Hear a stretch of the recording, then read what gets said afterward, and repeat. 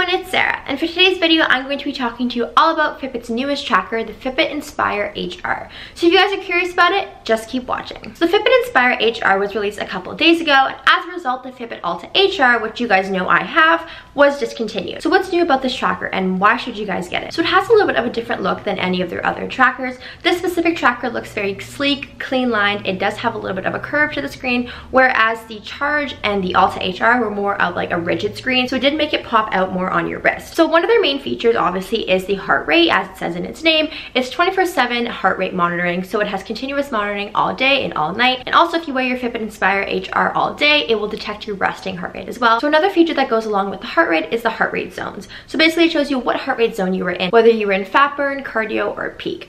Basically you can see that on the actual device and on the app itself, which is really nice. Additionally, they have the cardio fitness level, which tells you how fit you are compared to another person your age and gender. Basically just an overall snapshot of your health, which is something that's really interesting and nice to look at, especially when you're training or have a goal in mind. Another feature that they have that the other Fitbits have as well are the sleep stages. Now this is something that I really like about Fitbit. I love being able to look back on my sleep and see exactly what stage of sleep I was in and exactly how long I slept for. It is said to be very accurate, and in addition to tracking your sleep, it also gives you pointers on how to fall asleep quicker and how to stay asleep longer. So definitely a really nice feature to have and nice to look back on after you had a night's rest. So another feature that they have is the real-time pace and distance. So it does sync up to your phone's GPS to show you exactly where you are in real time. However, it just does not show that on the screen. If you are looking for something that shows it on the screen, I would suggest looking at one of the larger Fitbit models like the Fitbit Blaze or the Fitbit Versa. So it also has 15 goal-based exercises that you can input on the device and basically can help you reach your goal faster because you constantly will be able to look at it. Another feature that they have that other past models have had is the guided breathing sessions.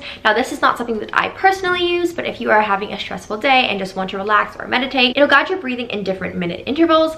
This is not something I personally use, but if you are someone who likes to meditate, it is really helpful having it right on your wrist. So those specific features that I just mentioned were tailored specifically to the Inspire HR, whereas the next features that I'm going to list both the Inspire and the Inspire HR have. So basically it has all day activity tracking, which all Fitbits do. So it basically tracks your steps, how many stairs you climb, your active minutes, and your calories burned, which is something that all the Fitbit models have had. You can also log your food, and that's specifically on the app. Basically it just allows you to not have to use two apps, a food logging app and your Fitbit. You can just combine it into one. It also has the auto exercise recognition, so basically if you are biking or hiking or walking, it'll automatically recognize it and ready input it into your Fitbit, so you don't actually have to go and set a time for when you're doing it. It can just recognize what you are doing. Something I really like about Fitbit is their long battery life. This is something that I really like Fitbit having because I had an Apple Watch a couple of years ago and it did not last. You'd have to charge it every single night, but Fitbit, it lasts about 5 days and then you charge it, and the charging time takes really quick. Just take it off when you're having a shower or something and it'll be charged in a couple of hours. So 5-day battery life is a really nice perk. So another thing that it has that I have been waiting for a really long time, and I've never actually had a tracker that has had this, it is the swim proof ability. So it is swim proof or waterproof up to 50 meters. So that way you can wear it in the shower, in the pool, when it's raining, anything, and it will track any exercise that you do while swimming, so how long you're swimming for. So having this waterproof tracker is something that is super helpful. I can't remember how many countless times I've had my Fitbit on, I've gone to have a shower, or I've gone to jump in the pool and realized I still have it on and then freaked out and took it off. Now the fact that it is waterproof will be so much better. I won't have to worry about taking it off and remembering to put it back on.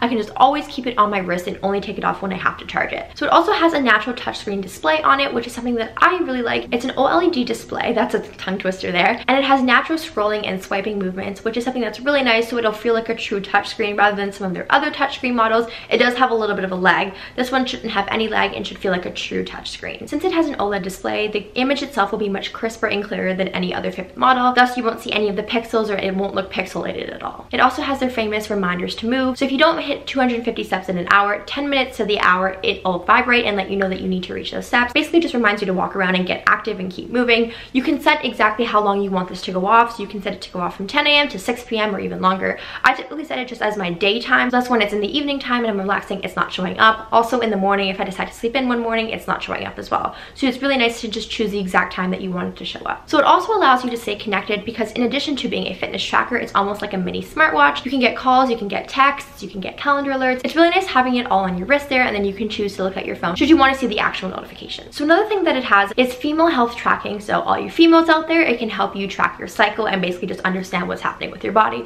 So it's a really cool feature that's specific obviously to females, so that's a really nice feature that Fitbit has added in. Again, with Fitbit's whole customizable line, you can customize the band, you can also customize the clock face. I hope you guys enjoyed that video, and I hope this rundown kind of told you everything about the Fitbit Inspire HR. Let me know down below if you guys are going to get it, or if you have it already, tell me how you like it. Also, this video was a request from Cal Jones. I just want to give him a little shout out. He emailed me and requested this video, and then I went online and actually realized that Fitbit had released the Inspire HR because I'm here at university, it's very stressful, and I'm not even paying attention to what's out there. Thank you very much for sending in your requests, and if you guys do have any other requests, feel free to comment them down below, and I will try to do those videos for you guys. But yeah, I hope you guys enjoyed the video, and I'll see you guys in a bit.